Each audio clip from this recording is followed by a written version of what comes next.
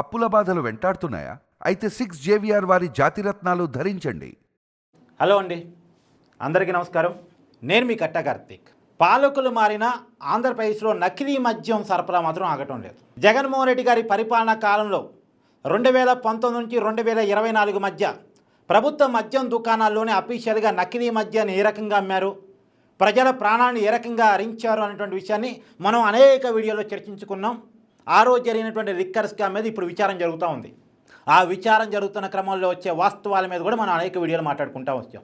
అందరూ దాన్ని liquor scam అని చెప్తే నేను మాత్రం దాన్ని స్లో పాయిజన్ కేసు అని, నకిలీ సారా కేసు అని కూడా మాట్లాడే ప్రయత్నం చేశాను. సరే, ప్రభుత్వం మారింది, కూటమి అధికారంలోకి వచ్చింది, చంద్రబాబు నాయుడు గారు ముఖ్యమంత్రిగా బాధ్యతలు చేపట్టారు. ఇక నకిలీ మద్యం అనేది ఆంధ్రప్రదేశ్లో ఉండదు అని అందరం భావించాం. కానీ ఇప్పటికీ నకిలీ మద్యం అక్కడక్కడ పారుతుంది అని అన్నమయ్య జిల్లా తంబలపల్లి నియోజకవర్గం ములకర చెరువులో దొరికిన 14 బాటిల్స్ నిరూపిస్తూ ఉన్నాయి. ఆ 14 బాటిల్స్ సాక్షిగా నకిలీ మద్యం ఆంధ్రప్రదేశ్లో అమ్మబడుతుంది అని ఇప్పటికీ తెలుస్తూ ఉంది. ప్రజల ప్రాణాన్ని హరించేటువంటి నకిలీ మద్యం అంటే బాటిల్ ఏమో బ్రాండు వైన్ బాటిల్స్, దాంట్లో ఉండేటువంటి మద్యమేమో నకిలీ మద్యం. బ్రాండ్ మద్యం బాటిల్లో నకిలీ మద్యాన్ని పోసి ప్రజలకి అమ్మేస్తున్నటువంటి పరిస్థితులు ఆంధ్రప్రదేశ్లో పట్టుబడ్డాయి. ఎక్సైజ్ శాఖ తనిఖీల్లో నేను చెప్పినట్టు అన్నమయ్య జిల్లా తంబలపల్లి నియోజకవర్గం ములకల చెరువులో 14 బాటిల్ దొరికాయి.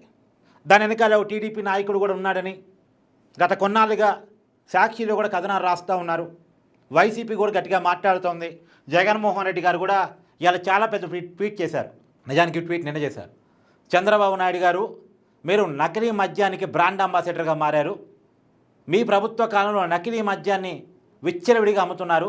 మద్యాన్ని తయారు చేసేది మీరే, మీ మద్యం షాపుల్లోనే అవి అమ్ముతారు, మీ బెల్ట్ షాపుల్లోనే వాటిని అమ్ముతారు, ప్రజల ప్రాణాన్ని హరిస్తారని జగన్మోహన్ రెడ్డి గారు చాలా పెద్ద ట్వీట్ చేశారు. ఇప్పటికే ప్రభుత్వం కూడా దీని మీద దృష్టి సారించింది. ఆ జై చంద్రారెడ్డి అనేటువంటి టీడీపీ నాయకుడిని ఇప్పటికే పార్టీ నుంచి సస్పెండ్ చేశారు. తర్వాత జనార్దన్ రావు ఈ మొత్తం విషయంలో కీలకమైన నిందితుడిగా ఇప్పటికే ఎక్సైజ్ శాఖ గుర్తించింది. అతని మీద A1గా కేసు నమోదు చేసింది, అక్యూజ్డ్ 1గా. ఎవరు ఈ జయచంద్రారెడ్డి ఎవరు, అసలు జనార్దన్ రావు ఎవరు అంటే, జయచంద్రారెడ్డి ఏమో టీడీపీ నాయకుడు, అక్కడ స్థానిక నాయకుడు. జనార్దన్ రావు ఏమో విదేశాల్లో ఉంటాడట.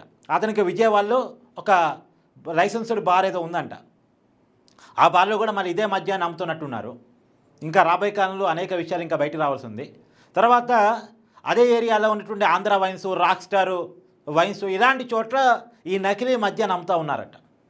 ఇప్పటికే ఆ వైన్ షాపులను కూడా గుర్తించడం జరిగింది. ఇప్పుడు example rock star wines Rajesh అనేటువంటి వ్యక్తిదిగా, అంటే లైసెన్స్ ఏమో రాజేష్ అనే వ్యక్తితో తీసుకున్నారు.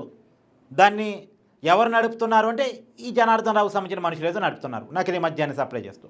ఆ రాజేష్ సంబంధించినటువంటి వెహికల్లోనే ఈ నకిలీ మద్యాన్ని వేరు షాపులకి వేరు చోట్లకి తరలిస్తూ ఉన్నారంట. అది రాజేష్ అనే వ్యక్తిని కూడా A3గా పెట్టారు. A1గా జనార్దన్ రావుని, A3గా రాజేష్ని పెట్టారు. జనార్దన్ రావుకు సంబంధించినటువంటి ఇంకొక మనిషిని కట్ట రాజు, అతన్ని A2గా పెట్టారు. ఇప్పటికి ఈ మొత్తం కుంభకోణంలో తమిళనాడుకి సంబంధించిన ఒక 9 ఉన్నారు, ఒడిశాకు సంబంధించిన 9 ఉన్నారు. వీళ్ళందరూ సహకారంతో నకిలీ మద్యాన్ని తయారు చేస్తున్నారు అనేటువంటి విషయాన్ని గుర్తించారు. ఈ ములకర చెరువు దగ్గర ఒక ప్లాంట్ పెట్టుకొని నకిలీ మద్యాన్ని అక్కడ తయారు చేసి బ్రాండెడ్ మద్యం సీసాల్లో దాన్ని నింపి మద్యం షాపులకి సప్లై చేస్తూ ఉన్నారట. వేరు చోటే సప్లై చేస్తూ ఉన్నారట. ఈ విషయాన్ని ఎవరు గుర్తించారు? ఈ ప్రభుత్వంలో కనుక ఎక్సైజ్ శాఖ అధికారులే. ప్రభుత్వం కనుక నకిలీ మద్యాన్ని ఎంకరేజ్ చేయదలుచుకుంటే వాళ్ళని అరెస్ట్ చేస్తారా? అవి గుర్తిస్తారా? అవి దొరకడానికి కారణం వైసీపీ కాదు, వాటిని పట్టించింది వైసీపీ నాయకులు కాదు, వాటిని పట్టుకుంది ఇప్పుడున్నటువంటి ప్రభుత్వం, ఇప్పుడున్నటువంటి అధికారులే. దాన్ని మనం గుర్తించాలి, అభినందించాలి. పార్టీ నుంచి జయచంద్రారెడ్డిని సస్పెండ్ చేశారు. ఇప్పుడు జగన్మోహన్ రెడ్డి గారు ఆ రోజులో సారా కుంభకోణంలో, నకిలీ సారా కుంభకోణంలో, స్లో పాయిజన్ కేసులో అరెస్ట్ అయినటువంటి చెవిరెడ్డి భాస్కర్ రెడ్డిని కానీ, మిథున్ రెడ్డిని కానీ, ధనంజయ రెడ్డిని కానీ, కృష్ణమోహన్ రెడ్డిని కానీ పార్టీ నుంచి సస్పెండ్ చేయగలరా? అంటే ధనంజయ రెడ్డికి, కృష్ణమోహన్ రెడ్డికి పార్టీలో అఫీషియల్ పదవులు ఇవ్వనుకోండి, వాళ్ళు అధికారులుగా ఉన్నారు. సరే, ఈ మిథున్ రెడ్డి, చెవిరెడ్డి భాస్కర్ రెడ్డి వీళ్ళు ఎవరైతే ఉన్నారో వీళ్ళు పార్టీలో ఉన్నారు కదా, వాళ్ళని పార్టీ నుంచి సస్పెండ్ చేయగలరా? ఇంత నీతి వాక్యాలు పలుకుతున్న జగన్మోహన్ రెడ్డి గారు వాళ్ళని పార్టీ నుంచి సస్పెండ్ చేయగలరా? నకిలీ మద్యం పారకూడదు అని అందరం డిమాండ్ చేస్తాం. నిన్న చంద్రబాబు నాయుడు గారు సమీక్ష నిర్వహించారు మంత్రి కొల్లు రవీంద్రతోటి. ఎక్సైజ్ శాఖ కమిషనర్ తోటి ఇతర అధికారులతోటి సమీక్ష నిర్వహించారు. చాలా సీరియస్గా వాళ్ళకి వార్నింగ్ ఇచ్చారు. జరిగినటువంటి మొత్తం విషయాలను వివరాన్ని అడిగి తెలుసుకున్నారు. ఆ మేరకు మనం ఈ విషయంలో అభినందించాలి తీరాలి. నకిలీ మద్యం పారకూడదు అనేటువంటి విషయంలో రెండో అభిప్రాయం లేదు, భిన్నాభిప్రాయమే లేదు. నకిలీ మద్యం పారకూడదు అంతే. ఇంకా ఆంధ్రప్రదేశ్లో నకిలీ మద్యం ఉండటానికి వీలేదు, ప్రజల ప్రాణాలు పోవటానికి వీలేదు. ఒక్కళ్ళ ప్రాణం పోయినా ప్రభుత్వం బాధ్యత వహించాల్సిందే. ఒక జర్నలిస్ట్గా నేనైతే డిమాండ్ చేస్తున్నాను. ఇప్పటికే జగన్మోహన్ రెడ్డి గారి పరిపాలన కాలంలో 1,00,000 మందికి పైగా చనిపోయారు అనేటువంటి ఒక రిపోర్ట్ చూసి భయపడాల్సి వస్తూ ఉంది. అన్ని కుటుంబాలు ఆగమైపోయినాయి అనేటువంటి విషయాన్ని చూసి బాధపడాల్సి వస్తుంది. తల్లికి బిడ్డ దూరం అయ్యాడు, చెల్లికి అన్న దూరం అయ్యాడు, అక్కకి తమ్ముడు దూరం అయ్యాడు, కుటుంబానికి పెద్ద దూరం అయ్యాడు, చాలా కుటుంబాలు రోడ్డును పడ్డాయి అనేటువంటి విషయాన్ని గతంలో అనేక మార్లు నేను ప్రస్తావించాను. ఇప్పటికీ దాని మీద ఎంక్వైరీ జరుగుతున్నా సరే అనేక మార్లు జరుగుతున్న ఎంక్వైరీ మీద కూడా స్పీడప్ కావాలి, ఈడీ సీరియస్గా ఎంటర్ కావాలి అని కూడా డిమాండ్ చేస్తూ వచ్చాను. ఆ రోజు ఎక్సైజ్ పాలసీ మార్చడంలో, ప్రభుత్వం చేతుల్లోకి మద్యం దుకాణాలు తీర్చుకోవడంలో, ప్రభుత్వ మద్యం షాపులో నకిలీ మద్యాన్ని అమ్మటంలో జగన్మోహన్ రెడ్డి గారి పాత్ర మీద ఎప్పుడు ఎంక్వైరీ జరిగిద్దని కూడా నేను మాట్లాడుతూ వచ్చాను. ఇవాళ నకిలీ మద్యాన్ని అఫీషియల్గా అమ్మించినటువంటి పెద్ద మనిషి ట్వీట్ చేస్తూ ఉన్నాడు నకిలీ మద్యం గురించి. ఎంత కామెడీ అండి, ఎంత కామెడీ అండి.